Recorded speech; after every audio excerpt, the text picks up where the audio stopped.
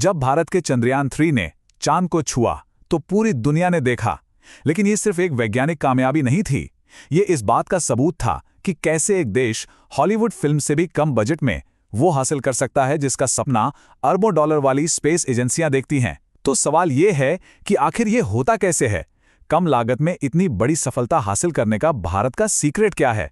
चलिए इसी को समझते हैं। एक मिनट, जरा इस पर गौर कीजिए। एक तरफ है चंद्रयान-3 जिसने भारत को चांद के साउथ पोल पर उतारा, और दूसरी तरफ एक हॉलीवुड ब्लॉकबस्टर फिल्म का बजट।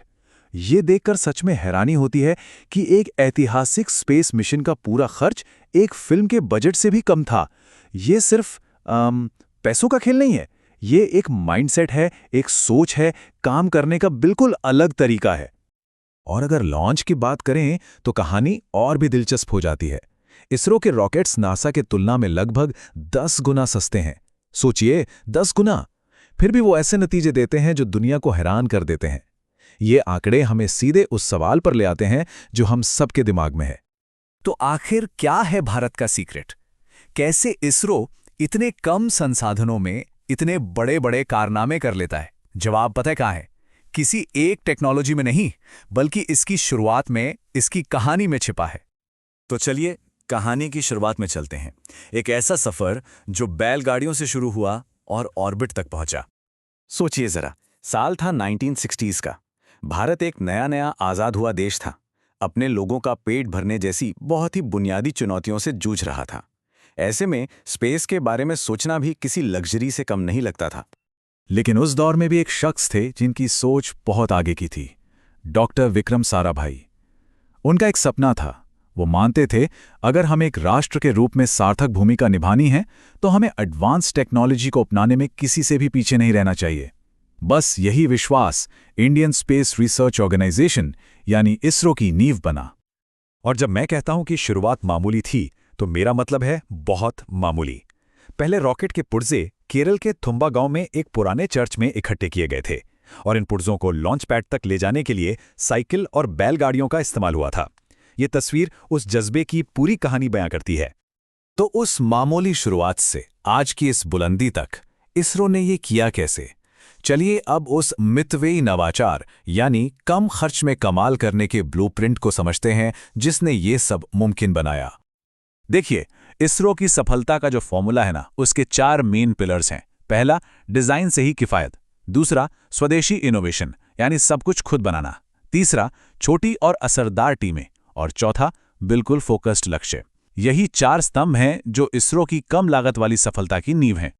इन्हीं सिद्धांतों का एक जबरदस्त उदाहरण हमें 2014 में देखने को मिला। भारत ने अपने मंगलयान मिशन के साथ पहली ही कोशिश में मंगल ग्रह पर पहुंचकर इतिहास रच दिया। ये अपने आप में एक बहुत बड़ी बात थी जो बहुत कम देश कर पाए हैं। लेकिन असली कमाल तो इसकी लागत में था। कितना? सिर्फ $74 मिलियन। बस एक पूरे ग्रह तक पहुंचने का मिशन एक इंटरसिटी ट्रेन सिस्टम बनाने से भी सस्ता पड़ गया। ये आंकड़ा ही अपने आप में इसरो की पूरी कहानी कह देता है। अब जरा इसको कॉन्टेक्स्ट में रखते हैं।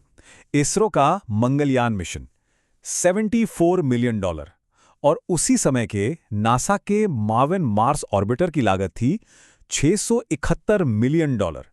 मतलब इसरो सिर्फ सस्ता काम नहीं कर रहा, वो तो साइंस की संभावनाओं को एक फ्रैक्शन ऑफ द कॉस्ट में आगे बढ़ा रहा है। लेकिन ये कहानी सिर्फ नंबर्स और टेक्नोलॉजी की नहीं है, ये इससे कहीं ज्यादा गहरी है। और ये हमें इसरो के क्यों तक ले जाती है कि ये सब किया ही क्यों जा रहा है। इसरो का असली जादू जानते हैं, पैसों में नहीं, उसके मकसद में है। हर एक लॉन्च के पीछे एक बहुत गहरा उद्देश्य छिपा होता है। यहां हमें फिर से डॉक्टर साराभाई की वो बात याद आती है। उनका सपना सिर्फ अंतरिक्ष तक पहुंचना नहीं था, बल्कि उन टेक्नोलॉजीज का इस्तेमाल देश के विकास के लिए करना था। और यही इसरो का मूल मंत्र बन गया। और ये सिर्फ बातें नहीं हैं, इसका असर जमीन पर दिखता है। इसरो के सैटेलाइट्स किसानों को उनकी फसलों की देखभाल में मदद करते हैं, मछुआरों को मौसम की जानकारी देकर तूफानों से बचाते हैं, दूर दराज के गांव को कनेक्ट करते हैं और आपदा के समय जान बचाने में सहायता करते हैं। तो मैसेज बिल्कुल साफ है। मिशन सिर्फ शान के लिए रॉकेट बनाना नहीं है, बल्कि देश की तरक्की के लिए रॉकेट बनाना है। और जब आपका मकसद अपने लोगों की सेवा करना हो ना, तो इनोवेशन दिल से निकलता है। असली ताकत सिर्फ विज्ञान में नहीं, उस सहानुभूति में है। और अब हम आते हैं इस कहानी के सबसे जरूरी हिस्से पर, जो इन सब बातों को जोड़कर एक पूरी तस्वीर बनाता है। 1960 के दशक में साइकिल पर रॉकेट के पुर्जे, 1975 में पहला सैटेलाइट, 2014 में मंगल तक पहुंचे और 2023 में चांद पर लैंडिंग। ये सफर ये सिर्फ एक एजेंसी का नहीं, ये एक पूरे देश के हौसले की दास्तां है। केरल के उस छोटे से चर्च से लेकर चांद की सतह तक इसरो की कहानी असल में भारत की कहानी है। ये इस बात का जीता जागता सबूत है कि बड़े सपने देखने के लिए जेब का बड़ा होना जरूरी नहीं है।